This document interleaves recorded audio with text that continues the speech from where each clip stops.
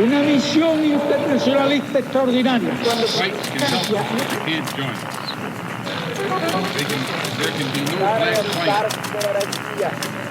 I cried aloud to my own fellow countrymen and to the Muslims. Sua rádio da história.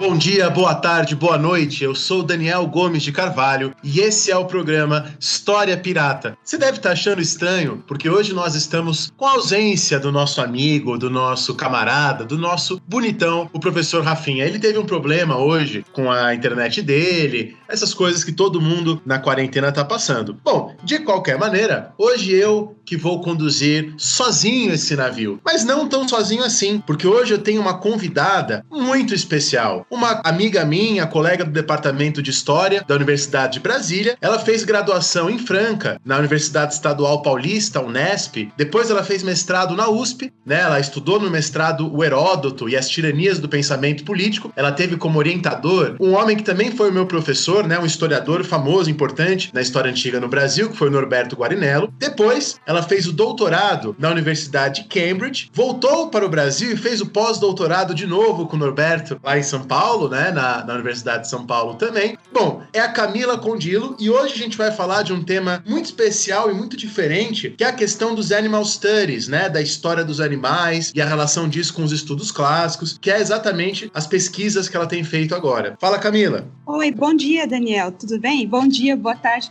não sei que horário o pessoal vai estar ouvindo esse programa. Muito obrigada pelo convite para vir falar sobre esse tema que para mim é muito fascinante. Eu espero que o programa seja útil para quem estiver interessado ou curioso em saber um pouco mais sobre esse tema, né, dos animais, dos estudos sobre as relações entre humanos e animais. E, aliás, a Camila, além de ser uma estudiosa, historiadora nesse tema, ela também é ativista, né, da questão dos direitos dos animais. Inclusive, recentemente, eu li um texto da Camila lá no site da UNB, né, um texto curto que ela fez sobre exatamente os direitos dos animais, a nossa relação com os animais. Você lembra do título desse texto, Camila, caso o pessoal queira procurar? Sobre animais humanos e não humanos, se não me engano. Sobre animais humanos e não humanos. Você coloca lá, né, o nome dela. A gente vai deixar o link aqui no Spotify desse texto também, mas se você buscar no Google Camila da Silva Condillo, inclusive eu li o seu texto e foi o que me inspirou também a fazer um texto pro site também. Eu escrevi um texto sobre renda básica e esse tipo de coisa. E bom, lembrando sempre o ouvinte que a gente abriu uma conta no PicPay recentemente, e essa conta é única e exclusivamente para financiar o nosso projeto. Inclusive o dinheiro dessa conta nem passa por mim, ele vai direto pro Rafinha, e do Rafinha ele paga os nossos custos, o pessoal da edição, e todos esses gastos é apenas e unicamente para cobrir. Se você quiser contribuir e ajudar com o nosso projeto, você vai lá no PicPay, procura pelo História Pirata, e aí você encontra. Você pode doar R$4, R$8, R$50, se você for um magnata das finanças, mas é claro, é só se você quiser e se você puder, né? Você sabe, Camila, a gente recebeu uma mensagem do Jefferson, lá de Taguatinga, e o Jefferson disse que vendeu um rim para ajudar o História Pirata. Não precisa fazer isso, gente, não precisa vender o seu rim, cuida do seu rim, paga o seu aluguel, essas coisas, e aí se sobrar R$4, se você escuta sempre o programa, se o programa te ajuda, aí você pode pensar em contribuir lá pelo PicPay, né? A gente escolheu o PicPay porque é o que retém menos para ele, né? É o que retém menos porcentagem de dinheiro para eles próprios. Bom, Camila, então vamos começar e vamos discutir a questão dos estudos dos animais, das suas relações com os humanos, focando exatamente no mundo clássico e na história antiga. Então vamos lá.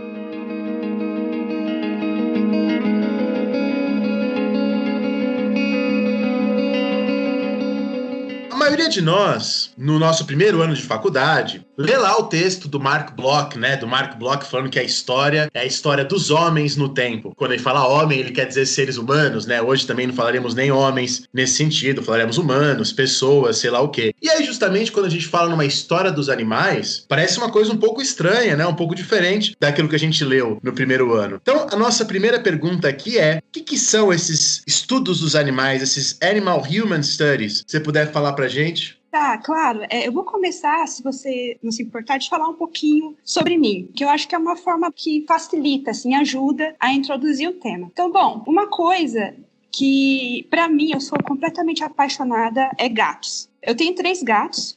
Tem uma que está há 5 anos comigo já, a Jubi, né, que ela tem uma história muito bonitinha, que foi o cachorro do meu pai, na verdade, que encontrou a gata abandonada no terreno, quando eles estavam caminhando, e estavam miadinho, e o cachorrinho não arredou o pé enquanto meu pai não foi lá e pegou essa gata, ele trouxe a gata para casa. Eu tava na casa dele, foi amor à primeira vista, então a Jubi tá comigo há 5 anos. Eu tenho uma outra gatinha, Paçoca, que foi quando eu adotei de um abrigo de gatos aqui em Brasília, quando eu vim pra cá, eu mudei pra cá pra trabalhar na UNB. E tem um outro gatinho que eu peguei o ano passado, que é o Piscuim. Ele foi um gato que foi abandonado na UNB, um grupo de pessoas ali que toma conta dessa colônia de gatos, só que como ele era um gato que parece que já tinha um dono antes, ele não estava se adaptando muito bem com a colônia, a gente estava com medo de que acontecesse alguma coisa com ele, que ele acabasse machucando, sobrevivendo, então eu peguei o Piscuim. E ele tá aqui com a gente agora. Então, esses gatos, para mim, são como membros da minha família. E eu faço tudo para agradá-los, trato com o maior carinho. E eu gosto tanto de gatos que eu compro artigos de decoração para gato, assisto programas com temas felinos. Tem um que eu adoro que chama My Cat from Hell, Meu Gato Endiabrado. Então, enfim, tudo que é relacionado com gato, especialmente os meus gatos, evidentemente, me interessa. Então, pode parecer que a minha vida ela é permeada pela presença de animais porque eu amo animais, que eu sou a louca dos gatos, né? E, de fato, eu sou a louca dos gatos. Mas eu diria, a essa suposição de que eu amo os animais, eu faria 2 correções. A primeira delas é que eu não gosto de animais. Eu gosto única e exclusivamente de gatos. O que acontece é que eu respeito muito todos os animais. E para você respeitar, você não precisa gostar. E a segunda correção que eu faria essa suposição é que a vida de qualquer pessoa, inclusive de qualquer pessoa que odeie animais, é completamente permeada pela presença deles. O que eu quero dizer com isso? A maior parte das pessoas se alimenta de produtos de origem animal em todas as refeições. Medicamentos, produtos de limpeza, cosméticos são testados em animais. Muitas roupas são feitas de produto de origem animal. Lã, couro, por exemplo. Rodeios, zoológicos, parques aquáticos, dentre várias outras formas de entretenimento, são promovidas às custas de animais. Os animais estão presentes na literatura, nas artes, cinema e TV. Você não assiste um filme ou uma série com temática medieval sem ter cavalos ali. Né? E os animais também estão presentes na política, nos movimentos sociais. A gente xinga outras pessoas, e em especial mulheres, com nomes de animais. Né? Os animais servem como meio de transporte. Vira e mexe a gente vê a carroça, né? Gente com carroça puxando coisa na rua. Enfim, então os animais, eles estão presentes nas várias esferas da nossa vida. E o surgimento dos Human Animal Studies, os estudos humano-animal, está estreitamente relacionado com a percepção de que os animais, eles estão presentes nas bases materiais e ideológicas da sociedade em que vivemos. Então, para responder a sua pergunta, então, o que são os Human Animal Studies ou estudos humano-animal? Então, vamos lá trabalhar um pouco com esse conceito. Primeiro, antes da gente falar um pouquinho da história desse campo. Então, a terminologia Human Animal Studies, ela tem uma abreviação em inglês, né, que é HAS, né, HAS, ou Estudo Humanos-Animal, em português. É composta, então, por 2 substantivos, humano e animal. Consequentemente, definir o que é esse campo de estudos implica esclarecer o que é humano e o que é animal. E é aí que a coisa toda se complica. Tanto uma palavra como a outra, elas são relativas. Se nós, por exemplo, pensamos do ponto de vista da singularidade dos animais humanos em relação aos animais não humanos, essa definição não seria uma descrição antropocêntrica da experiência dessas criaturas? Porque, afinal de contas, é o homem que está estabelecendo essa singularidade. E não há um acordo entre eles estabelecendo isso. É muito unilateral. E se a gente pensa, por exemplo, do ponto de vista da biologia, da teoria da evolução das espécies, por exemplo, que reconhece uma continuidade entre 2 espécies, aí uma outra questão se coloca, né? Qual é a concepção de natureza humana que é tomada como parâmetro da discussão? Seria a ocidental? Porque a ocidental não é a única forma de olhar para isso, não é? E aí, então, que tem uma discussão muito interessante do conceito de um antropólogo britânico chamado Tim Ingold. E ele chama atenção para essas e outras questões em uma coletânea que foi organizada por ele em 1988, chamada What is an Animal? Então, o que é um animal, traduzindo aí para o português. É ele que coloca esses questionamentos que eu acabei de mencionar, e ele faz isso na apresentação desse livro que ele organizou. E aí ele testa uma consideração que está no cerne, para mim, né, no cerne do que é a razão de ser desses estudos humano-animal. E aí ele diz o seguinte, e eu estou citando esse trechinho do livro, tá? Existe uma tendência emocional forte subjacente às nossas ideias de animalidade. E sujeitar essas ideias ao escrutínio crítico é expor aspectos altamente sensíveis e amplamente inexplorados da compreensão sobre nossa própria humanidade. Fecha aspas aí na citação dele. E aí, a partir dessa ideia, anos depois, em um artigo de 1994 chamado Humanidade e Animalidade, ele desenvolve essa ideia de forma mais detalhada, tá? Inclusive, esse artigo ele foi traduzido para o português no ano seguinte, já em 1995, na Revista Brasileira de Ciências Sociais. Então, partindo dessa premissa de que falar sobre animais, na verdade, é falar sobre a nossa própria humanidade, ele mostra que a definição de ser humano consiste em um paradoxo. De um lado, o homem ele é uma espécie animal pertencente à categoria biológica do Homo sapiens. De outro, há um sentido alternativo de ser humano, que diz respeito a uma condição oposta à de animal. Note que, mais do que uma definição, esse segundo sentido abrange mais uma ideia do que significa ser humano. Então, no primeiro caso, a humanidade é uma categoria biológica, enquanto no segundo, humanidade se refere a uma condição moral. Então, a partir disso, nós poderíamos entrar em uma discussão sobre a humanidade animal, ao invés da animalidade humana, ou sobre como as fronteiras entre essas duas coisas são muito fluidas, de maneira que ambas espécies poderiam cruzá-las e muitas vezes, de fato, o fazem. E o Ingold, que é esse autor britânico que eu estou apresentando aqui para vocês, desenvolve esse ponto com exemplos bastante interessantes. Mas o ponto fundamental da discussão do autor para a nossa conversa de hoje aqui é que ele nos mostra que há, na definição de ser humano, uma fusão ideológica do conceito de indivíduo biológico com o sujeito moral, ou pessoa. O fato dessa discussão sobre animalidade ter mais relação com a indagação sobre o que é ser humano do que propriamente com o que é ser um animal, tem um corolário importantíssimo para o nosso entendimento do que são os estudos humano-animal. O que é, então, esse corolário, né? É o caráter claramente antropocêntrico de qualquer representação ou abordagem que nós possamos fazer sobre os animais. Em outras palavras, eu quero dizer que, embora os animais existam na natureza, a forma como nós nos relacionamos com eles é o quê? Socialmente construída. E o caráter antropocêntrico dessas relações tem impactos muito concretos e muito profundos na forma como essas relações são estruturadas. Uma vez que os animais passam a fazer parte do universo social dos humanos, eles são organizados em categorias: animais domésticos, de consumo, de laboratório, de fazenda e assim por diante. E essa categorização é determinante não só para a forma como nós vemos esses animais, mas também para a forma como eles são utilizados e são tratados. Vejam que essas categorias, animal de fazenda, animal doméstico, etc., já são baseadas nos usos que nós fazemos deles. Então, um gato ou um porco só são gato e porco porque nós os classificamos como tais. E essas classificações não são neutras, né? Nessas classificações que nós fazemos, alguns animais se beneficiam às custas de outros.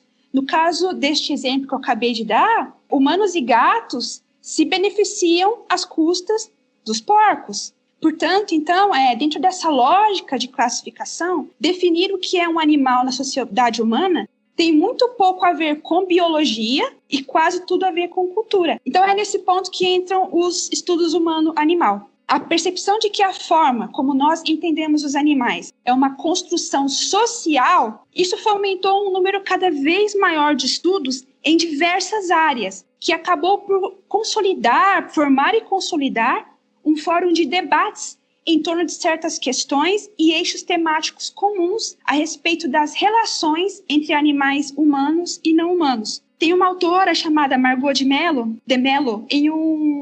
que num livro chamado Animals and Society, que é um livro de 2012 muito bom, assim, introdutório para quem tem interesse sobre o assunto, ela define os Human Animal Studies como um campo interdisciplinar que explora os espaços ocupados pelos animais nos universos social e cultural dos humanos, bem como as interações que existem entre eles. E uma coisa importante também que a de Mello ressalta é que os estudos humano-animal são diferentes dos estudos sobre animais em si. Ou seja, né, é diferente do estudo que acontece em disciplinas como a veterinária, zoologia, enfim, essas disciplinas que focam única e exclusivamente nos animais, né? Isso não quer dizer, evidentemente, que os achados dessas disciplinas não oferecem evidências importantes, né, no que diz respeito ao comportamento, à cognição, às emoções e a comunicação dos animais não humanos, né? E essas evidências, elas podem ajudar nos estudos humano-animal. Pois entender esses processos, nós podemos entender melhor essas interações entre animais humanos e não humanos, ou seja, as nossas relações com eles, né? Todavia, o foco dos Human Animal Studies são relações entre animais humanos e não humanos. Então, para sintetizar, então, o que são esses estudos, não é? São estudos que estão mais preocupados, como eu falei para vocês, são estudos antropocêntricos, tem essa natureza, por mais que estude as relações entre humanos e animais, é de uma perspectiva humana, e não, ela se diferencia desses estudos focados especificamente em aspectos biológicos dos animais, ou só comportamentais dos animais, e um ponto-chave aí que é as relações entre animais humanos e não humanos. Então, esse entendimento de que essas relações são socialmente construídas, não é? E que elas se manifestam de maneiras variadas.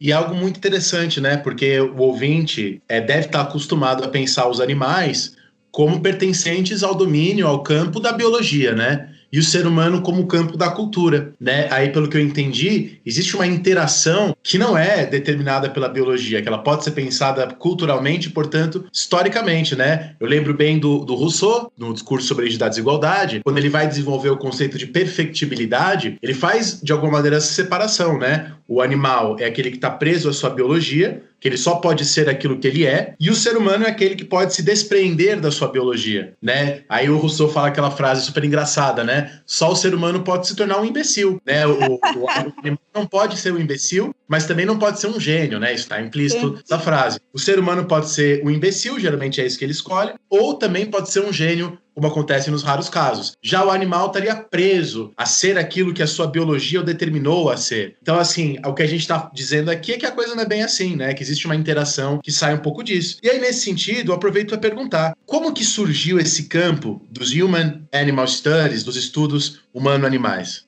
Bom, os Human Animal Studies, eles começaram a ganhar força na década de 1990, mas eles se consolidam propriamente como um campo de estudos nos anos 2000, e em particular na última década. Mas, apesar de ter se consolidado como campo disciplinar nas últimas décadas, né, em especial na última, evidentemente que esses estudos, o estudo desse tema tem uma história. Da mesma forma que os movimentos de mulheres, direitos civis, pós-colonialistas, dentre outros, não é? Começaram a fomentar, no século passado, particularmente na segunda metade, porque eles começaram a fomentar a discussão sobre categorias como mulher e feminino, raça, Oriente e Ocidente. Nas ciências naturais e sociais, os estudos humano-animal se desenvolveram paralelamente ao movimento de proteção aos animais. Então, na medida que nossa dependência em relação aos animais não humanos se tornou cada vez mais evidente, e na medida em que nossas relações com eles começaram a passar por um processo de mudanças, a invisibilidade dessas questões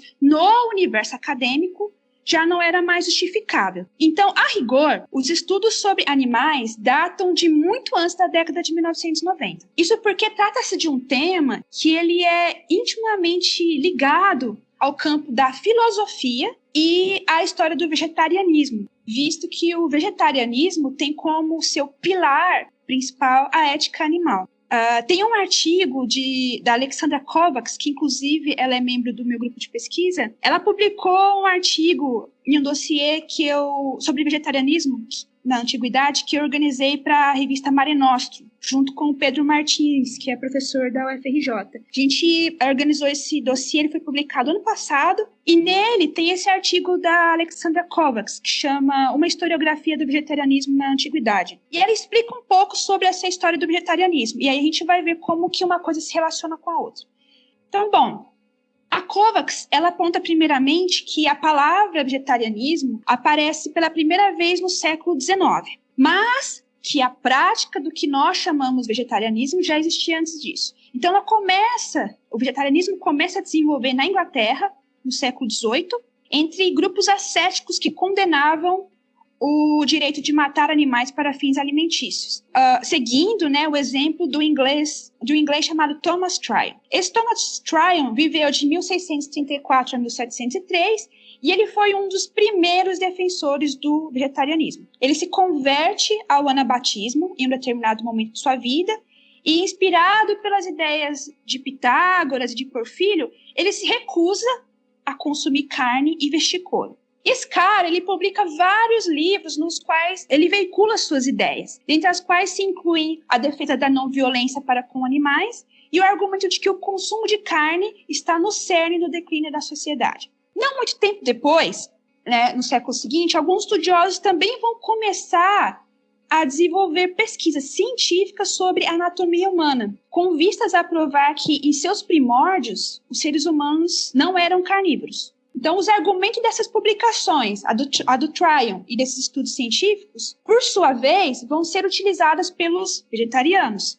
E desse grupo de vegetarianos, os metodistas vão ser um dos grupos a se apropriar dessas ideias e também um dos principais agentes de difusão do vegetarianismo. Então, inspirados por esses estudos, John Wesley, que viveu entre 1703 e 1791, que é considerado o pai do metodismo, ele defende a ideia de uma dieta frugal e um estilo de vida ascético, por exemplo. Então, veja, o vegetarianismo ele se desenvolve amplamente, né, no século XIX, na Inglaterra e nos Estados Unidos, inicialmente, então, no interior desses movimentos protestantes dissidentes, e depois em meio a movimentos filantrópicos e higienistas.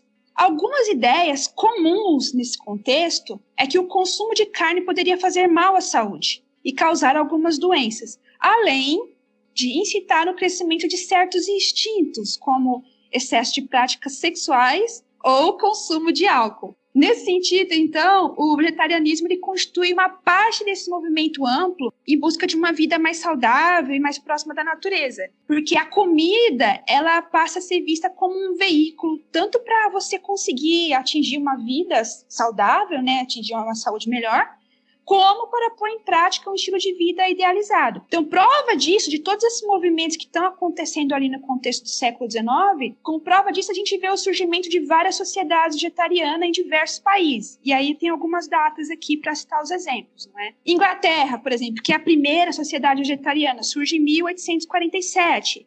Logo na sequência, Estados Unidos, 1851. Alemanha, 1868. Suíça, 1878. França e Bélgica, 1880. Essa reflexão sobre o consumo de carne continua ao longo do século XX. Só que aí novos argumentos entram para esse debate, para essa reflexão. E na década de 1960, com a expansão da industrialização no processamento de alimentos, surgem críticas ácidas aos produtos industrializados. E, simultaneamente, um estímulo ao consumo de alimentos orgânicos por parte de um segmento, tá? Dos profissionais de saúde. E, ao mesmo tempo, tem início uma ampla discussão sobre a responsabilidade moral dos seres humanos para com os animais. E é nesse momento, por exemplo, que é criado o chamado Oxford Group, que é o grupo de Oxford, que não só se engajou academicamente com esse tema, né, da ética para com os animais, mas esse grupo também foi bastante enérgico no ativismo pela causa animal. Então, a partir daí, esse movimento ganha força ao longo da década seguinte, e é nesse momento, né, que surge um de seus personagens chaves, que é o Peter Singer. O Singer, ele não era propriamente membro do grupo de Oxford, mas ele entrou em contato com as ideias desse grupo.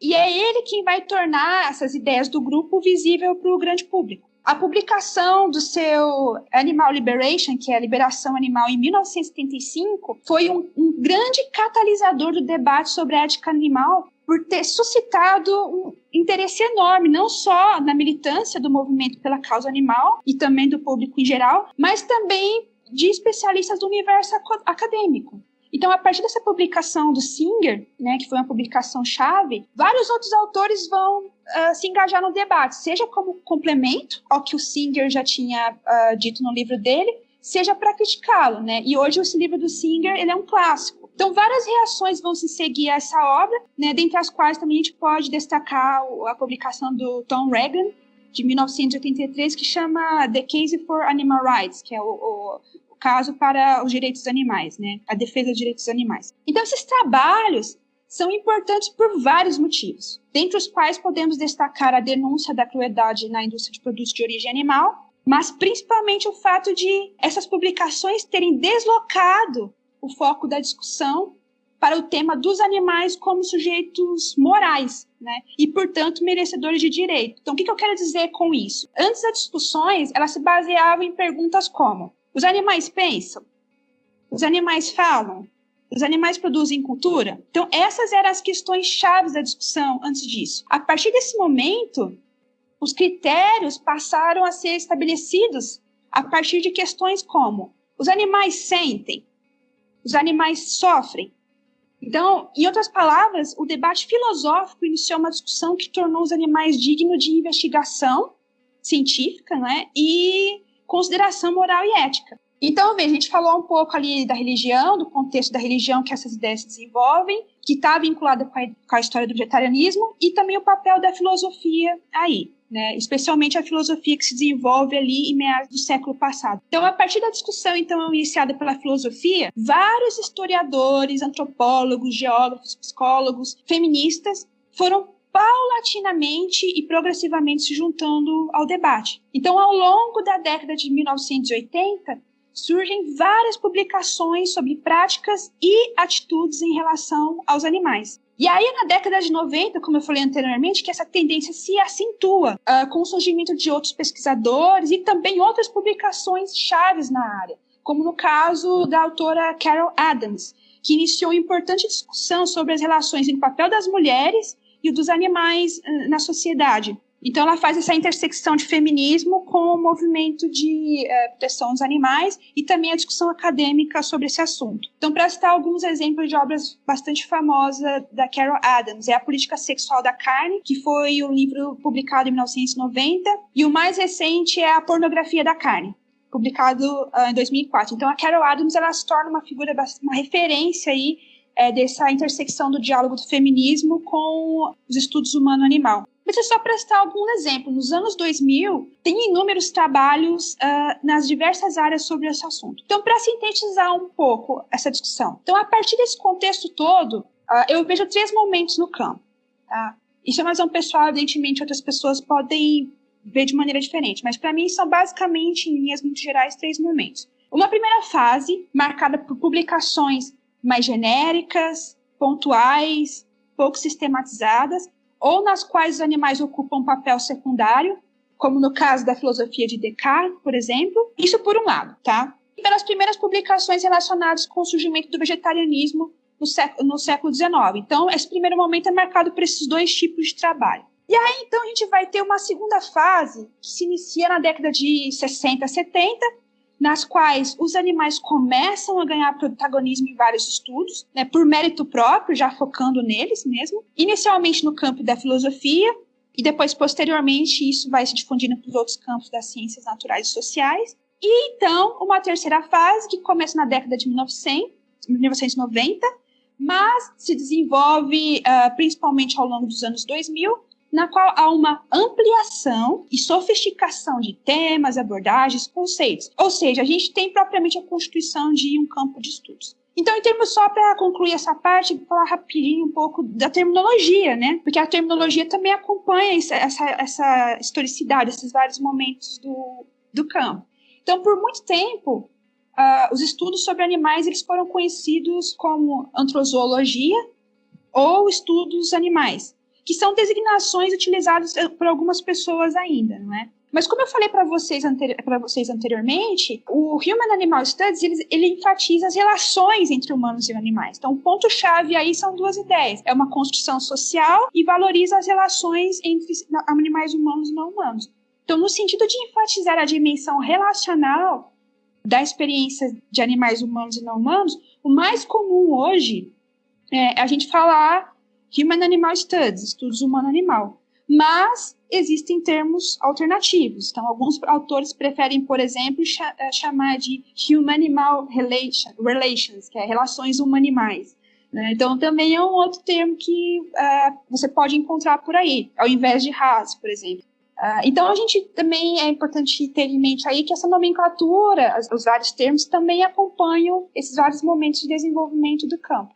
E se você me permite, né, porque foi muito legal ouvir você falar essas coisas, porque exatamente essa semana eu tô tentando escrever um artigo, né, sobre um pensador do século XVIII, né, o ouvinte que tá ouvindo a gente pela primeira vez hoje já entendeu que eu estudo o século XVIII, que é o John Stuart, que é um inglês que viveu no final do século XVIII e no começo do século XIX, e o apelido dele era The Walker, né, o caminhante, o andador, não sei como a gente traduz, porque ele viajou pela Índia, ele viajou pela China, e aí ele participa da independência dos Estados Unidos e participa da Revolução Francesa. E esse John Stuart era um vegetariano.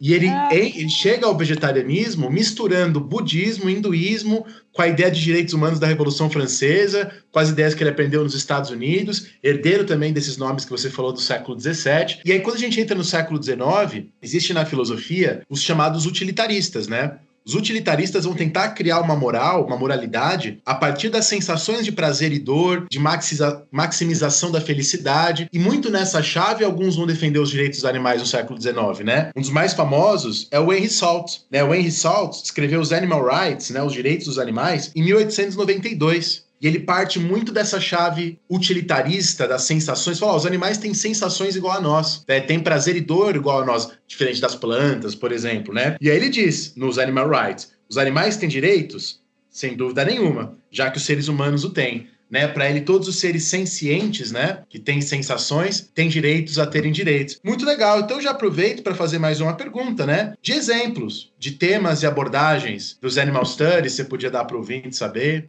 Claro.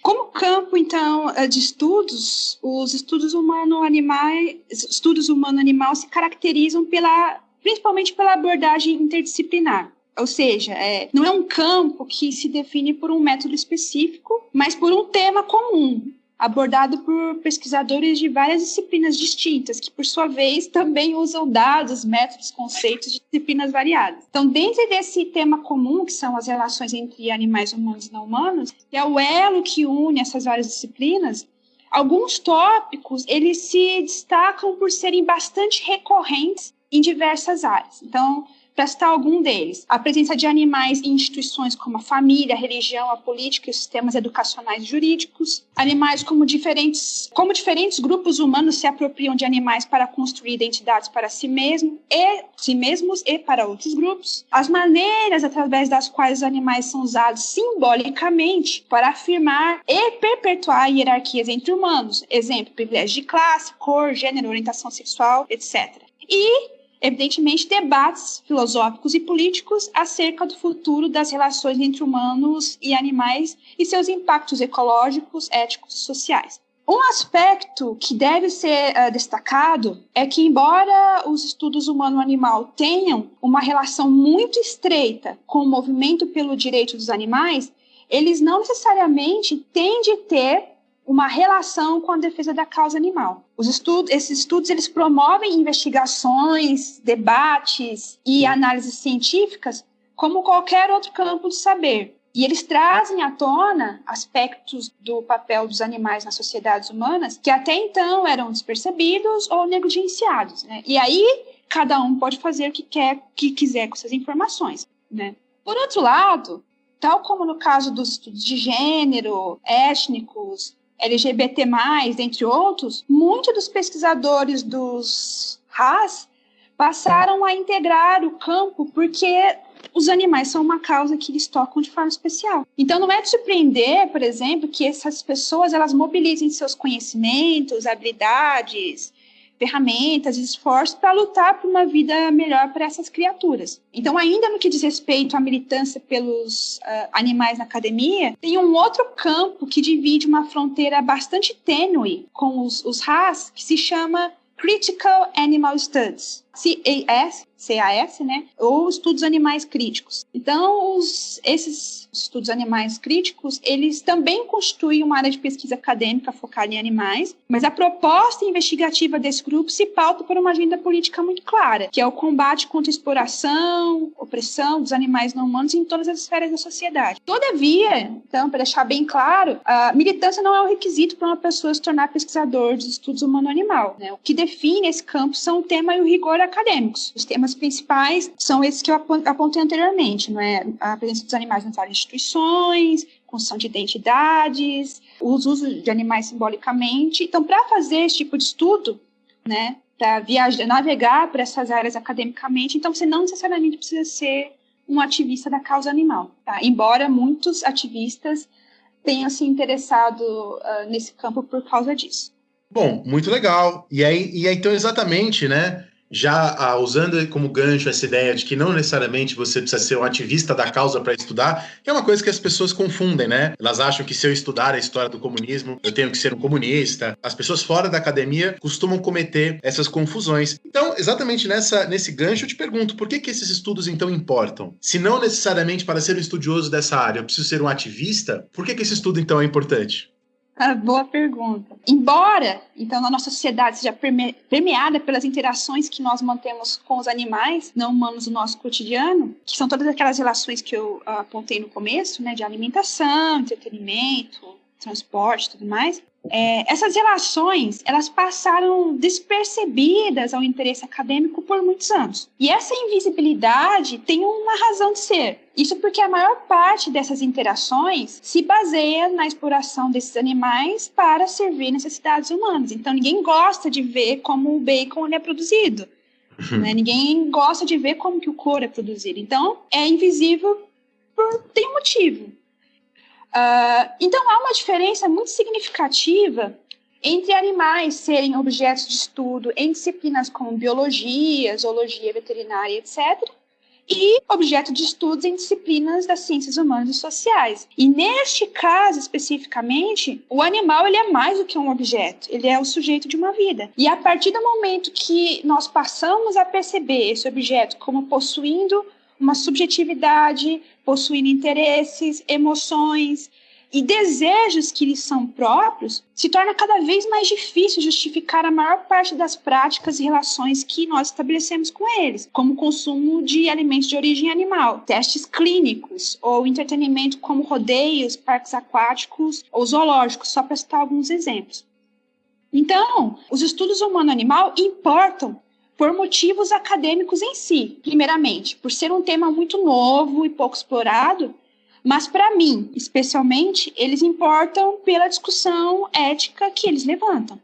A partir do momento em que nós nos propomos a desconstruir os significados e as categorias que nós impomos aos animais não humanos, que são tão naturalizadas e tão arraigadas na nossa mente, quando você se defronta com essas desconstruções, você tem um choque de realidade. Porque o que é o animal fora da cultura? Quando a gente se pergunta o que é um porco, se não um item alimentício, como bacon, linguiça e costelinha, ou o que é um cavalo, se não um meio de transporte, e um touro, se não um item de entretenimento e uma tourada, o que são esses seres? Né? O que é um porco, um cavalo ou um touro quando eles não estão servindo aos nossos interesses e necessidades? Então, isso eu estou dando uma visão muito pessoal, porque para mim importa, ok? Então, isso faz com que nós nos confrontemos com nós mesmos sobre que tipo de seres humanos nós queremos ser. E aqui eu volto lá no começo da conversa, né? Do conceito do que é humano e do que é o ser animal, né?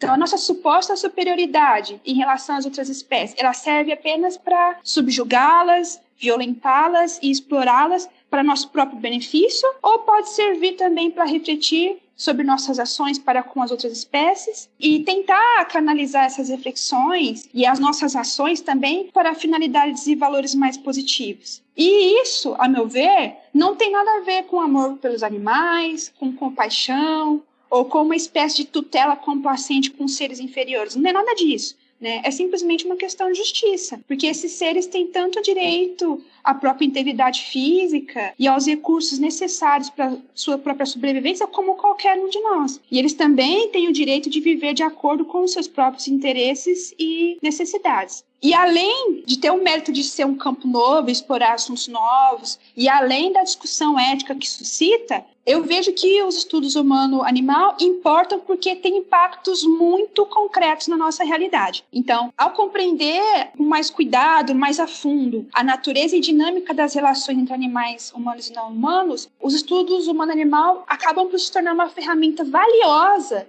na formação de leis e políticas públicas. Então, vários estudos, por exemplo, estabelecem uma relação muito contundente entre abuso de animais com violência humana. E essas pesquisas foram realizadas em vários países e elas consistentemente indicam que os indivíduos que cometem crueldade contra animais têm um potencial muito grande, por exemplo, para cometer violência doméstica. Esses estudos também apontam que uma criança que maltrata animal, isso é muitas vezes um forte indício de abuso ou violência infantil. Eu não tenho um conhecimento muito profundo sobre essa discussão especificamente, mas eu já vi em vários contextos pessoas se referirem a esse tipo de situação como link theory ou teoria do elo.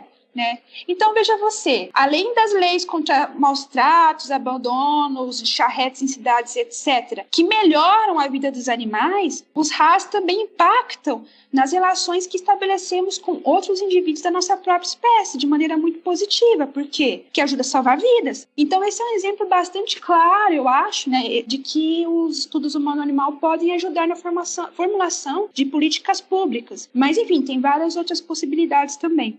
E é legal, né? Como você disse, eu fiquei pensando também, essa nossa relação com, muitas vezes, essa porta de entrada para o vegetarianismo ou para uma relação mais ética com os animais é o nosso pet, né? No meu caso, o meu cachorro, né, o Tocqueville, né, que tem o nome do filósofo, ele me ajudou muito a repensar exatamente esse tipo de coisa.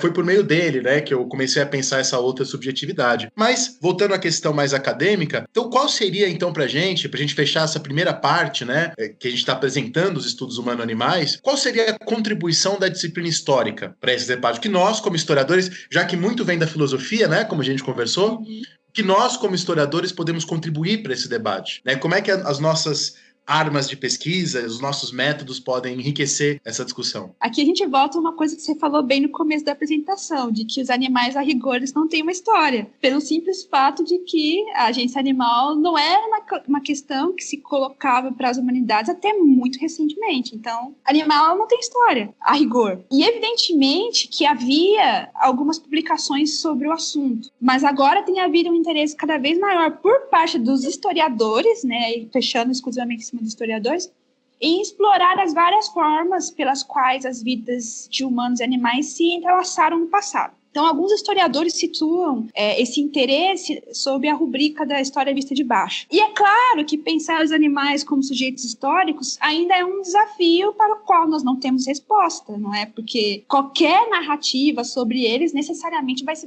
basear em documentos e olhares humanos, portanto, sempre vai ser um subproduto da história humana. Mas, a despeito disso, esse esforço ainda assim vale a pena, pois ele acaba oferecendo para a gente perspectivas diferentes da história. E aí eu digo isso pelo seguinte: o documento, por si, ele não fala nada. Todo mundo sabe disso, quem é historiador sabe disso. Nós precisamos fazer perguntas para ele. Então, quando nós nos voltamos para o passado com essas questões, né, sobre os animais, os documentos eles podem revelar, e muitas vezes, de fato, eles revelam, outros mundos possíveis. E se a forma como animais humanos e não humanos se relacionam, variam no tempo e no espaço, eu acho que isso nos mostra, através da investigação de evidências assim, chanceladas pelo rigor acadêmico, que é completamente possível, viável e necessário mudar a forma como nós tratamos os animais, né? E como eu ainda acredito em ciência na universidade pública, gratuita, de qualidade, eu penso que a história tem um papel muito importante, no sentido de ajudar a levar a cabo essa mudança, pois ao voltar para o passado e mostrar essas outras realidades, ela oferece tantos subsídios que podem embasar políticas públicas, algumas das quais eu mencionei anteriormente, então pode ajudar nesse processo, como também repertório crítico, né, na discussão sobre o papel dos animais na sociedade de forma geral. Então, despertar de uma consciência coletiva de que é importante você refletir sobre os processos das coisas que você consome, não é? Quais são as explicações disso para esses seres, para o meio ambiente, para a sua saúde, enfim. Então, eu vejo que a história tem um papel importante nesse sentido, né? E, a partir disso, essa contribuição, né, tem repercussões muito concretas, né? Então, é por conta disso que eu acho que nós, historiadores, devemos e poderíamos nos engajar mais com esse tópico, né? Independentemente de você ser ativista ou não. Pro ouvinte que não sabe, que não é da UNB, né, como a gente, a Camila e o professor Henrique Mondanês, eles estavam oferecendo esse semestre exatamente um curso, né, sobre Exato. a questão dos animais no mundo antigo. E é legal porque o ouvinte que só teve contato com a história na escola, quando ele pensa no mundo clássico, ele pensa, para usar um termo, um chavão escolar, né, no mundo antropocêntrico, o homem no centro das coisas, o homem no centro de tudo. E quer dizer, pensar os animais na antiguidade, e vocês colocaram, eu dei uma bizu na bibliografia de vocês, e colocar lá todos aqueles textos de como os antigos também pensavam os animais, é um pouco uma maneira de rever isso. Da mesma maneira, eu falei aqui de um iluminista, que é o John Stuart, que era um vegetariano e que era também um vitalista, né? Ele acreditava que Deus era material e ele acreditava que cada dor que a gente infligisse aos animais criaria também uma dor em nós, criaria também um problema cósmico. Então, quer dizer, o iluminismo, que é associado à razão, ao ser humano, o mundo clássico, o greco-romano, que é associado ao ser humano, a gente vê que a coisa não é tão simples assim, que a coisa não é bem assim. E eu queria usar essa observação para a gente fechar esse primeiro bloco e agora para a gente pensar especificamente numa parte 2 sobre o mundo clássico, sobre a história antiga.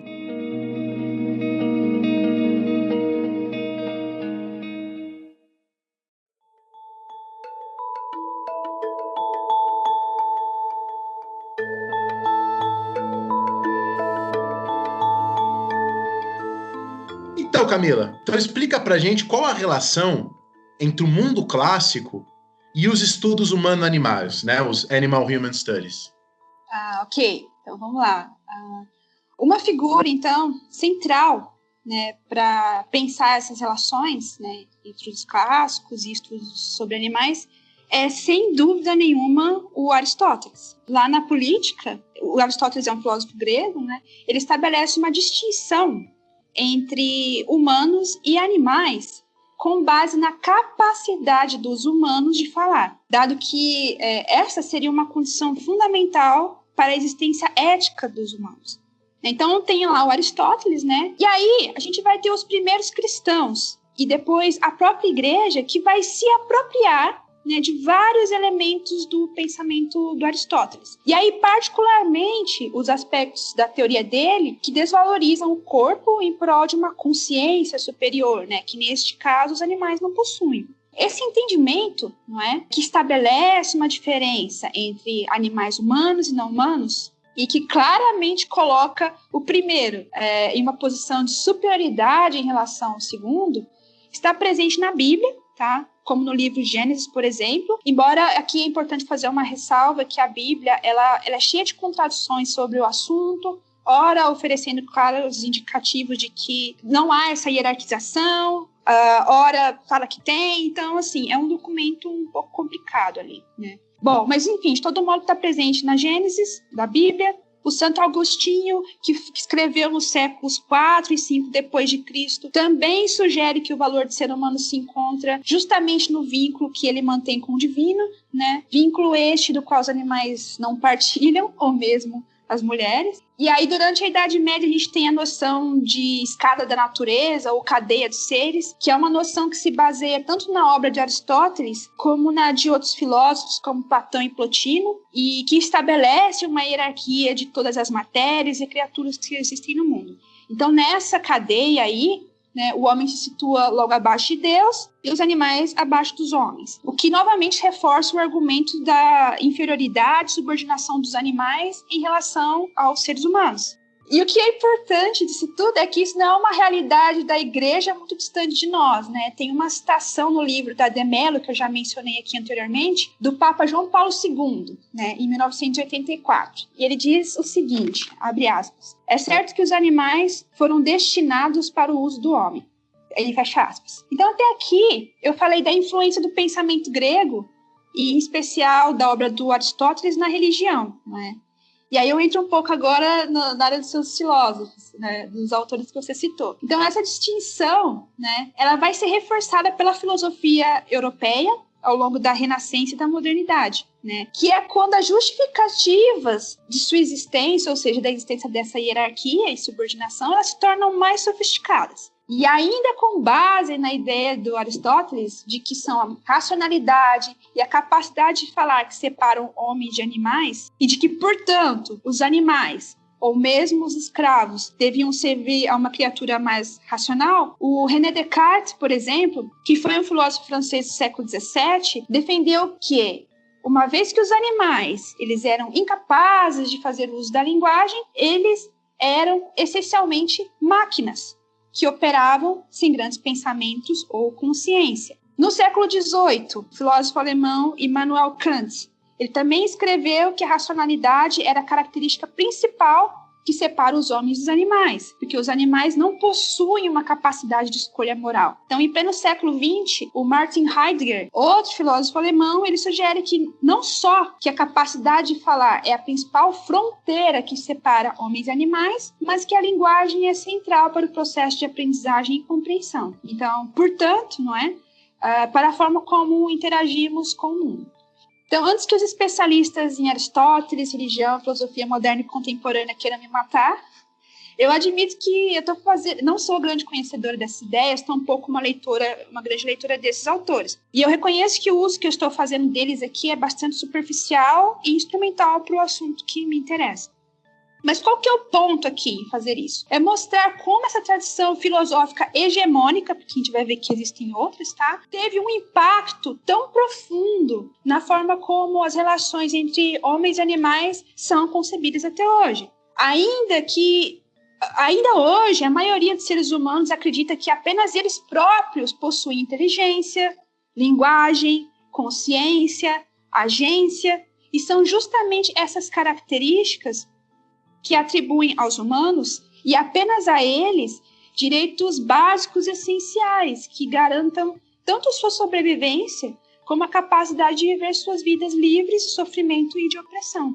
Não é? E indo além, essas qualidades concedem aos humanos o direito de controlar aqueles que não possuem essas qualidades, como por muito tempo se pensou que mulheres, escravos, povos primitivos não possuíam. E dentre eles, o grupo mais oprimido de todos, porque oprimido no mesmo grau e intensidade também por todos os outros grupos oprimidos, que são os animais. Então, essas ideias já estavam presentes lá na antiguidade. Então, essa relação dos estudos clássicos com os estudos animais já vem desde o passado, né?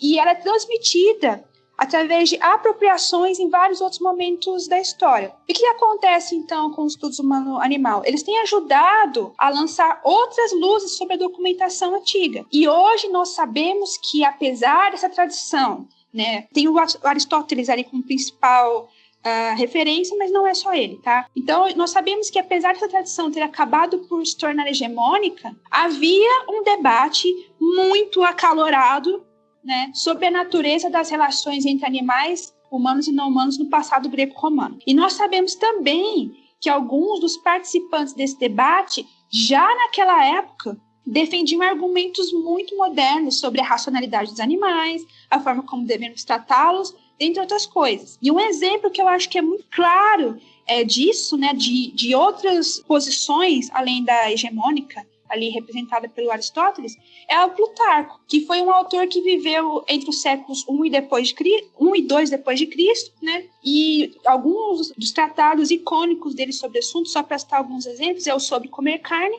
ou sobre a inteligência dos animais, mas ele tem outros também. Muito, muito legal essas coisas, né? Se eu não me engano, Camila, se eu estiver falando besteira, você me corrija. O Aristóteles, um dos textos que o Aristóteles fala isso é o texto sobre a alma, né? De Anima, que é quando ele fala sobre as 3 almas, né? Que as plantinhas teriam uma alma vegetativa, que nasce, cresce e morre. Os animais, além dessa alma vegetativa que nasce, cresce e morre, teria também uma alma sensitiva, né, já que eles teriam sensações. E o ser humano, tendo também o elemento vegetal de nascer, crescer e morrer, tendo também o elemento animal de ter sensações, ele tem uma alma maior, mais ampliada, vamos dizer assim, porque ele também seria capaz de reflexão, ele também seria capaz de pensamento. Você disse, né, que é uma seleção, esses autores, mas é claro, são os autores mais conhecidos, mais famosos, né? Que falam sobre essas coisas, dessa tradição que começa não apenas, mas em grande medida em Aristóteles, né? Eu lembro também do Nietzsche, naquele texto que a gente lê bastante na história, a segunda consideração intempestiva, né? Falando dos animais como se eles vivessem no eterno presente e por isso há uma alegria. Aí ele vai pensar o tempo como uma questão humana que nos traz tristeza e esse tipo de coisa. E aí eu aproveito isso para perguntar, né, alguns exemplos de temas e abordagens dos Human Animal Studies no âmbito aí da história do mundo clássico e esse tipo de coisa. Só um ponto que eu gostaria de fazer é que essa é uma tradição hegemônica, né? Você citou vários outros autores aí que não necessariamente convergem com essas ideias principais. Então, não são opiniões únicas e isoladas, né? Então, é só importante deixar isso claro para a pessoa que está ouvindo, né? Que é um debate, não é? E que, evidentemente, esse debate, por ser um debate, tem várias opiniões, mas que algumas acabam se sobressaindo mais que a outra. E no caso desse tema, foi essa visão mais aristotélica que acaba sendo apropriada pela Igreja, né? Depois por vários filósofos da Renascença e da Modernidade, que acabou por se tornar hegemônica. Mas, enfim, então, tentando responder a sua pergunta agora, né? Quais são os exemplos nos estudos clássicos? Então, eu vou falar um pouco sobre esse assunto agora. Como eu falei para você, desde os anos 1990, tem havido um aumento, né, do interesse nas relações, no estudo das relações entre animais humanos e não humanos nos estudos clássicos também. Então, os estudos clássicos acompanham esse movimento maior. Isso fica muito evidente porque, especialmente nos anos 2000, tem tido várias conferências e publicações variadas sobre o assunto, monografias, artigos, volumes editados, etc., né? Então, as diferentes disciplinas, cada qual com seus debates e abordagens, tem se voltado para a investigação tanto das muitas e variadas formas, através das quais os humanos e animais se relacionavam no mundo greco-romano, como para as ideias que estruturavam essas relações, além, evidentemente, de seus impactos econômicos, sociais e éticos. Então, tal como no caso do campo dos estudos humano-animal, isso não quer dizer que isso é um interesse novo para os estudos clássicos, né? Também tem uma historicidade ali. E parte dessa história eu já esbocei aqui, né? Acabei de esboçar, falando um pouquinho aí do pensamento filosófico grego, especialmente do Aristóteles. E na modernidade, especificamente, essa história ela pode ser dividida em 3 momentos. Um primeiro momento que vai mais ou menos até meados do século XX, que se caracteriza por um interesse de caráter mais antiquário, de identificar e juntar informações nas fontes antigas sobre determinadas espécies, e aí então categorizar, escrever e atividades afins, né? Um segundo momento muito importante na década de 1970, marcado especialmente pelo trabalho da chamada Escola de Paris e seu diálogo com a antropologia, né? O qual passa a figurar no debate acadêmico concomitantemente ao tipo de abordagem mencionada anteriormente, essa abordagem mais antiquária e descritiva. E neste caso especificamente, nós percebemos uma presença marcante dos animais em muitas publicações, mas é de uma maneira subordinada nos estudos sobre alimentação e religião, especialmente no que diz respeito ao tema do sacrifício, né? E os maiores exemplos aqui são, sem dúvida nenhuma, os trabalhos do Marcel Detienne e Jean-Pierre Vernant. E, por fim, um terceiro momento que se inicia, né, na década de 1990, que ganha fôlego nas décadas subsequentes, que é marcado por análises mais interpretativas e uma gama maior de problemas, abordagens e temas. E aí, então, para entrando propriamente nos exemplos, o marco dessa nova fase, né, são os trabalhos de 2 autores que eu quero destacar aqui, que é o Richard Sorabi e o Stephen Neumeier, pois foram as indagações que esses autores levantaram que fizeram sobre o papel dos animais em certas áreas da literatura e pensamento antigos, que mostraram, assim, digamos, né, o potencial do estudo dos animais para compreender a cultura e sociedade greco-romana de forma geral, né? Então, o Sorabi, em 1993, ele publica um livro chamado, vou traduzir aqui de maneira livre, Mentes Animal e Moralidade Humana, as origens do debate ocidental. Então, nessa publicação, ele mostra que vários dos argumentos da filosofia moral moderna foram antecipados de maneiras variadas pelos antigos. E eles põem como tema, o tema sobre a natureza humana, eles põem como o tema sobre a natureza humana está presente em toda a literatura grega e romana, não é? E ele enfatiza o papel dos animais nesse debate no campo da filosofia, onde as respostas oferecidas para a questão, né, da natureza humana foram muito variadas. E aí ele argumentou-se, por exemplo, que os homens diferem dos animais pelo uso da linguagem e da geometria, da prática da medicina e da religião, por ser suscetível à superstição e pelo fato de ser um animal que faz sexo em todas as estações do ano. Mas o argumento mais poderoso e duradouro, sem dúvida, foi a ideia de que o homem ele é um animal racional. Posição essa que teve a sua formulação célebre realizada por Aristóteles, como a gente já falou aqui anteriormente. E aí, então, o Sorabi ele diz que é aí que começa uma crise na filosofia moral ocidental. Pois a partir do momento que a razão é negada às criaturas não humanas, ocorre uma separação entre animais humanos e não humanos que tem consequências catastróficas, pois os últimos passam a ser excluídos de considerações morais e éticas, né? Então, essa percepção, como eu falei brevemente antes, ela é absorvida pelo cristianismo e também influencia o pensamento filosófico e a sociedade de forma geral na modernidade. Bom, isso é o Sorabi. Então, ainda na década de 90, né, o Niemeyer publica uma série de artigos sobre o tema em Plutarco, mas é numa obra de 2005 chamado Animais, Direitos e Razão em Plutarco e Ética Moderna, que sua contribuição para a área se torna mais conhecida. Então, nessa obra aí, o Niemeyer, ele corrige e desenvolve alguns aspectos da análise do Sorabi. E ele também estabelece uma ponte entre posições antigas e modernas sobre a questão, mas enfatiza o papel de Plutarco na discussão, argumentando que o autor exerceu um papel importante em uma tradição alternativa que tentou relativizar a tradição hegemônica focada no homem, né, ao oferecer um entendimento diferente e mais empático sobre os homens e os animais também, né, através da escrita de tratados defendendo a capacidade de pensar dos animais, seu direito moral e justiça. Bom, seguindo na linha desses trabalhos, vários outros passaram a mostrar as diversas maneiras pelas quais os animais interferiam na vida dos humanos, bem como também, né, os vários papéis e funções que exerceram nos mundos grego e romano. Sua presença marcante em símbolos, temas e motivos dos principais gêneros literários greco-romanos e mesmo da cultura e pensamento greco-romano em geral. A forma como serviram como objetos de estudo na ciência ou ajudaram em práticas mágicas religiosas, como serviram de ferramenta para pensar questões de identidade e autoridade, entre outras coisas. Então, são vários os temas que passaram a ser explorados depois disso. E aí, um dos exemplos mais icônicos, né, dessa renovação no tema, no âmbito dos estudos clássicos, é a discussão em torno do tema do sacrifício que eu mencionei anteriormente. Então, bom, pensando no artigo do Marcel Detienne, A Cozinha de Pitágoras, de 1970, mas principalmente na coletânea A Cozinha de Sacrifício no País Grego, organizada em parceria com Jean-Pierre Vernant em 79, esses dois autores, eles refletem sobre a natureza das relações entre humanos e deuses durante o sacrifício e apontam ali um elo inseparável entre a vida cívica e religiosa.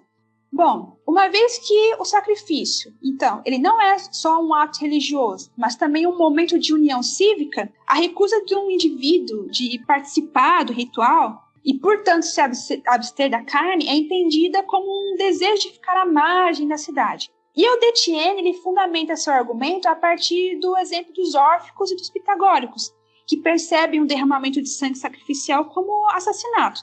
E por conta disso, então, se levanta toda uma questão sobre o que separa assassinato do sacrifício, né? Então, essa distinção, né, entre uma coisa e outra, dentro dessa teoria, dentro desse argumento, ocorre a partir da ritualização do assassinato, né? E essa ritualização do assassinato se baseia em 3 pressupostos. O primeiro deles é a noção de vítima sacrificial. A segunda é a ideia de que tem uma serenidade do animal durante a procissão, não é? E tem também o consentimento do abate pela vítima. Então, ela dá um sinal, ela está consentindo em ser sacrificada sacrificar. Então, esses 3 aspectos constituíam uma tentativa de ocultar a violência, né, desse ato, né, para que a carne do animal pudesse ser consumida com impunidade. Evidentemente que essa explicação se baseia em documentação. Então, o que esses autores novos vão fazer quando eles vão revisitar essa teoria, né? Eles vão revisitar, então, os documentos escritos e materiais com um novo olhar. E aí eles se dão conta de que essa teoria não é tão consistente, fechadinha, organizada e persuasiva como se achava até então. Então, da mesma forma, por exemplo, que tem a iconografia, né, que mostra, que oferece imagens de procissões nas quais os animais eles se movem pacificamente em direção ao altar, existe também um conjunto de outras representações negligenciadas, especialmente da Ásia Menor entre os séculos II a.C. ao III depois de Cristo, que mostram animais, por exemplo, sendo arrastados com cordas e com as pernas fortemente amarradas. Então, esse animal ele não está indo pacificamente para o altar para ser sacrificado, né? Sem contar outras evidências arqueológicas. A partir das pesquisas, tem algumas pesquisas recentes, por exemplo, no santuário de Apolo e Ártemis em Claros, numa cidade chamada Colofão, né, uma polis Colofão, que mostram, por exemplo, que revelam a existência de muitos blocos de pedras que eram equipados com um aro de metal. E esse aro de metal era usado justamente para prender os animais antes de abatê-los para o sacrifício, não é? Então, esses animais, na verdade, eles não estão indo porque eles querem, eles não estão indo pacificamente ser sacrificados, eles sabem que eles vão morrer. Então, revisitando essas fontes, não é? Que tanto textuais quanto materiais, mostram um olhar diferente desse processo, não é? Mas só para dar um exemplo mais concreto, tem vários outros temas e abordagens. Por exemplo, um estudo recente mostra que animais em Homero funcionavam como indicadores simbólicos de status social. Ou seja, o tipo de animal que os personagens podem comprar dizem quem eles são socialmente. Então, diferentemente de um comerciante, um aristocrata tem condições de comprar e manter um cavalo. E o status que ele adquire através disso revela um processo muito interessante, no qual a riqueza se confunde com a natureza do caráter desse indivíduo, que nesse caso é muito positivo e benéfico. Ele pode comprar um cavalo, que é um animal caro, a manutenção é cara, né? Tem um outro estudo que revela que as especulações sobre as características que separam os homens dos animais, que se tornam tópicos na tradição filosófica, já estão presentes em Hesíodo, então muito antes de Aristóteles, né? Outros ainda nos mostram que os antigos já exploravam de forma bastante ampla e sofisticada os cruzamentos de fronteiras para refletir sobre a condição humana, particularmente através da antropomorfização de animais e a animalização de traços humanos. Nesse sentido, esses estudos mostram, por exemplo, que enquanto nas fábulas de Esopo os animais tendem a se comportar como humanos, nas tragédias os humanos muitas vezes parecem agir como os animais. Neste último caso especificamente, a forma como os animais são utilizados representam aspectos destrutivos da natureza, né? Já outros autores mostram que na comédia os animais são retratados de forma distinta, pois ao invés de representarem as forças indomadas da natureza, eles enfatizam suas contribuições para o universo cultural humano. E aí, no caso romano, tem um estudo sobre as metamorfoses de Ovídio, do ponto de vista dos estudos humano-animal também. E esse estudo revela que nós devemos pensar sobre o tema da humanidade do homem, né, nessa obra, como um problema tanto do corpo como da alma.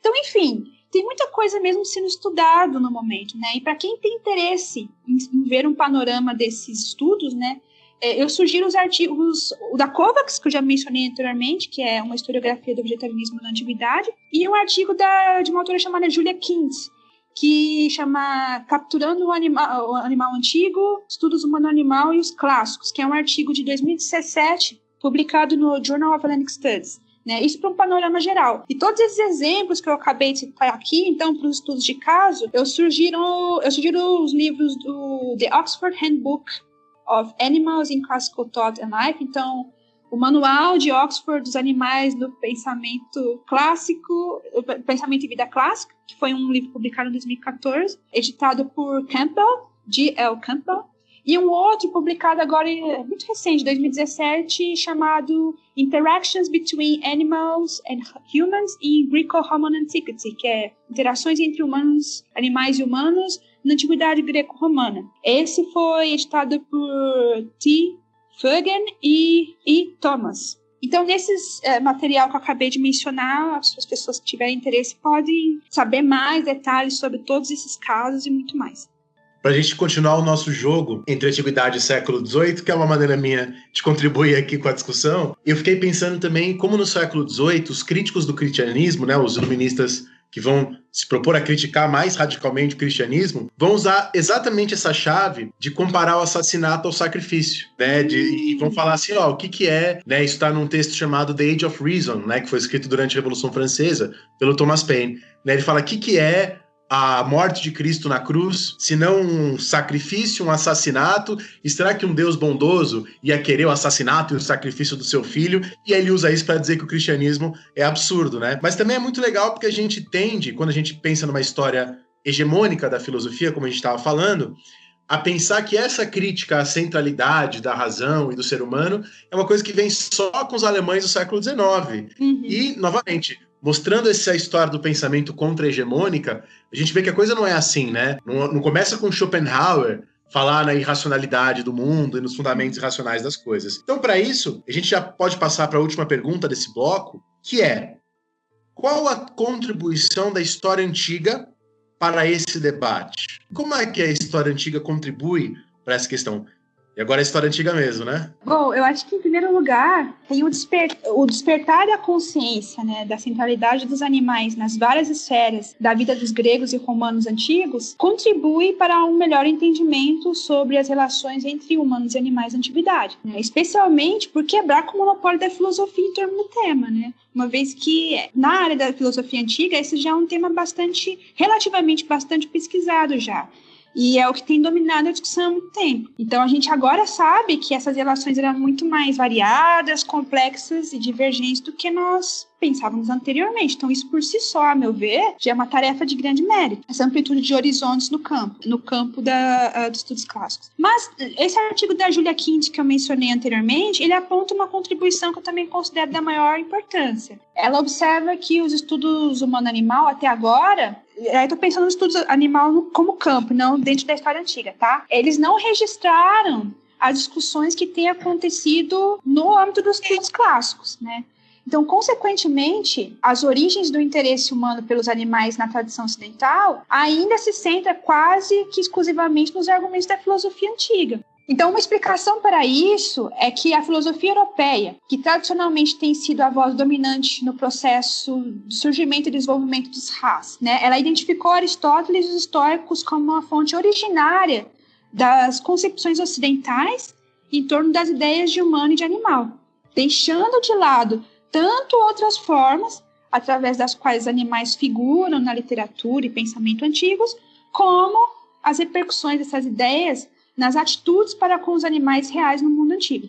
Então, a partir disso, a Quint ressalta, dentre outras coisas, o potencial que os estudos clássicos têm de mostrar como as fontes antigas já apresentavam precedentes de muitos dos debates atuais sobre as relações humano-animal. Então, ao oferecer evidências substanciais nesse sentido, se torna impossível ignorar a dimensão histórica do assunto, pois isso demonstra, para além das fronteiras da nossa área, o que nós já sabemos, isto é, que havia uma ampla gama de ideias sobre as atitudes em relação aos animais no mundo antigo. E justamente por apresentar um espectro muito grande de perspectivas e comportamentos, falar de animais na antiguidade vai exigir uma discussão muito mais longa, por exemplo, do que um parágrafo curto de abertura em uma narrativa histórica, né? Então, uma coisa importante aí é justamente, dos estudos clássicos, é justamente chamar a atenção da área no sentido mais amplo para a historicidade desse tema, né? E da minha parte, eu concordo com todos os pontos levantados por Quint, mas eu acrescentaria ainda uma terceira contribuição que tem a ver com a forma como eu vejo os Haas, né? Porque a Quint, ela é uma pesquisadora que está preocupada com o diálogo dos estudos clássicos com os Haas do ponto de vista exclusivamente acadêmico. E, para mim, a importância de se historicizar as várias formas como nós nos relacionamos com os animais não humanos tem uma implicação política. E aqui eu volto num ponto que eu já falei anteriormente, né? Se desde a antiguidade já existia um debate muito sofisticado e muito acalorado sobre a moralidade e a ética nas relações entre animais, entre humanos e não humanos, né? Animais humanos e não humanos. bem como uma variedade de ideias e atitudes para com os animais, eu acho que isso nos oferece provas empíricas de que um outro mundo de relações para com os animais não humanos é completamente possível, viável e necessário. Ainda mais se nós levarmos em conta que a demanda por mudança no nosso comportamento para com os animais é uma questão que está em pauta há mais de 2.500 anos, com o diferencial de que pela primeira vez nesses mais de 25 séculos, nós temos não só uma oportunidade, mas condições de alterar de forma significativa a vida dessas criaturas. Em termos de alimentação, hoje é possível consumir com muita facilidade alimentos com as mesmas cores, sabores e textura dos produtos de origem animal, sem precisar de um animal para produzi-los. Então, ao invés de comprar vestuário de pele ou lã, você tem várias outras alternativas sintéticas muito semelhantes, de boa qualidade e com preços acessíveis, originárias de outras fontes que não animais. Então, cosméticos e produtos de higiene, a mesma coisa. Você não precisa ir a um zoológico ou parque aquático para aprender sobre animais, porque tem uma enxurrada de informações escritas e visuais sobre isso nos vários meios de comunicação. Então, você tem inúmeras outras alternativas de entretenimento do que assistir um animal ser torturado em um rodeio ou em uma vaquejada, dentre outras coisas. Isso sem contar o fato de que, em nenhum momento antes da contemporaneidade, os animais foram criados em escala industrial. Então, se os antigos se viraram bem, sem todos esses luxos e variedade de opções que nós temos hoje, e nós podemos ter tudo isso sem precisar fazer nenhuma criatura sofrer, por que não fazê-lo? E eu identifico, e sabe que depois eu vou te mandar, Camila, o meu capítulo daquele meu livro paradidático que eu escrevi, Filosofia para Mortais, eu escrevi uma coisa sobre esse tema, que eu acho que existe um erro lógico muito engraçado quando as pessoas vão defender o consumo de carne. Porque primeiro elas partem do seguinte princípio: o ser humano é superior aos outros animais, porque o ser humano produz cultura, né? Então, assim, somos melhores. Depois, quando eles vão justificar o consumo da carne, eles vão justificar justamente, não, mas nós somos animais, precisamos consumir. Quer dizer, as pessoas misturam, na verdade, duas proposições aí que são logicamente incompatíveis, né? Que nós podemos nos livrar da natureza, superar a natureza, que é essa concepção cultural do ser humano, e a outra de que nós estamos presos a ela e por isso precisamos comer carne. Quer dizer, precisa se decidir, né? Ou a gente é superior aos animais ou a gente não é. Exato. E muito legal. Então, com isso a gente pode fechar nosso segundo bloco. E nesse último bloco, mais rápido, vamos conversar um pouco sobre o que os grupos de estudos no Brasil e o que a gente tem desenvolvido sobre isso no Brasil.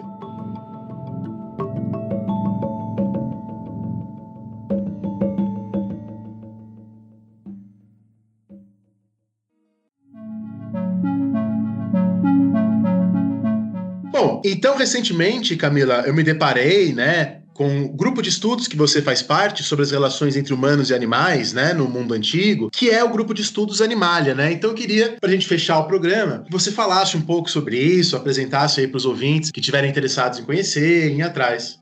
Legal. Muito obrigada por essa oportunidade. Como eu falei anteriormente, você não precisa ser um ativista para estudar os animais. Só que no caso do Animalia, isso tem relação direta com o meu trabalho como ativista.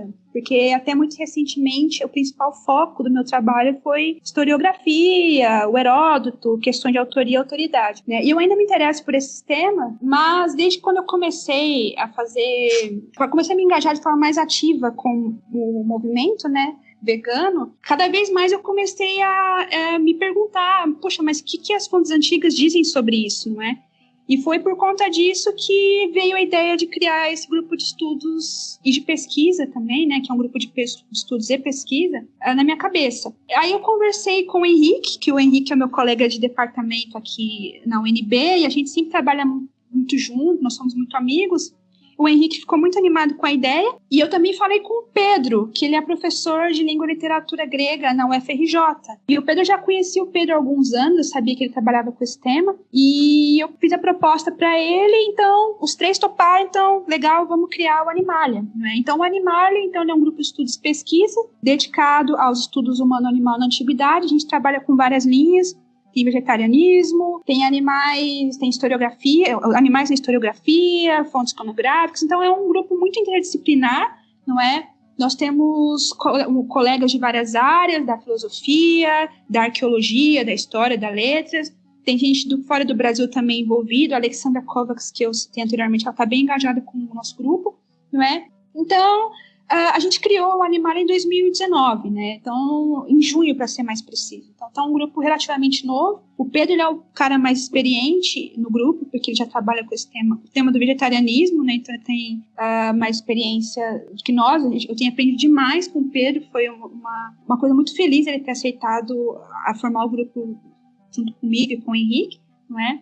E a gente, então, tem as nossas atividades de pesquisa individuais, cada um com o seu tema, e um grupo de estudos. Então, esse grupo de estudos, ele se encontra uma vez por mês, e geralmente nós discutimos 2 textos, cada reunião dura aproximadamente 2 horas. Então, textos mais teóricos, né, e aí a gente já lê um pouco de tudo, inclusive Darwin, dentre os temas que nós discutimos, e um tema específico, que são os estudos de caso mais voltados para a antiguidade. Bom, e onde que o ouvinte pode encontrar esse grupo? Site, Instagram, esse tipo de coisa, caso ele queira ver alguma coisa, conhecer? Tá, então a gente tem uma página na internet, que é o animalia-ras.org, e um grupo no Facebook também, né? E uma coisa que eu só gostaria de vender um pouco o grupo é que tem vários grupos espalhados pelo mundo sobre Human Animal Studies como campo, né? Mas focados exclusivamente na antiguidade, que eu consegui identificar até agora, são só 3, né? E um é mais voltado, assim, para levantar bibliografia e imagens de animais antigos, né? Então, o Animalia, ele é pioneiro aí, não só aqui no Brasil, né, de trazer esse tema, não que não existisse no Brasil pessoas estudando os animais, mas trazendo essas novas estudos, também pioneiro nesse sentido, mas também fora do Brasil, né? E a gente é muito aberto para sugestões, a gente quer mesmo que as pessoas se envolvam com o grupo, só que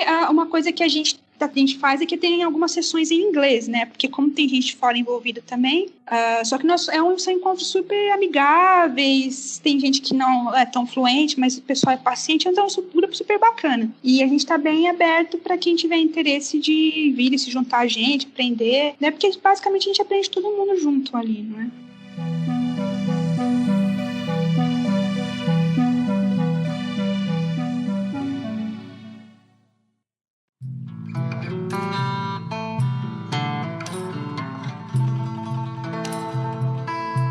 Eu aprendi muita coisa com esse podcast de hoje. Eu acho que foi um dos melhores, inclusive, que a gente já gravou. Ele foi bastante claro na sua fala. Deu para entender por que os alunos gostam tanto da sua aula, né? Não custa sincero, né? Porque eu sei também que você é uma professora bastante rígida, né? Bastante séria. E se eles gostam de você sendo rígida, é porque você deve ser uma professora muito boa, né? Inclusive, no semestre passado, a gente até brincou, porque eu fiz um trabalho difícil, e aí os alunos fizeram um meme, né? O Daniel é a nova Camila. Mas é isso, assim, aprendi muito. Inclusive, me deu ideias para esse artigo que eu estou escrevendo. Ai, que Queria legal. agradecer a sua participação. Lembrar que a gente vai chamar você outras vezes para a gente falar de Heródoto também, de Homero, temas mais famosos também da história antiga, mais clássico, muito clássico. E é isso. Então dá um tchau aí pro pessoal. Muito obrigada por ter me chamado para vir aqui bater esse papo. Eu espero que seja útil pro pessoal que está ouvindo, para quem tiver interesse, né? E desejo muito sucesso aí pro programa, que venham muitos outros, focados na história antiga, principalmente. E com certeza virão, porque eu e o Rafinha, a gente precisa de assistência na história antiga, porque nós dois somos da história moderna, né? Então, vocês vão ser o nosso norte aí na história antiga sempre. Então, um grande abraço, ouvinte. Fique atento aqui ao História Pirata. Toda sexta-feira temos novos programas. Um grande abraço. Tchau.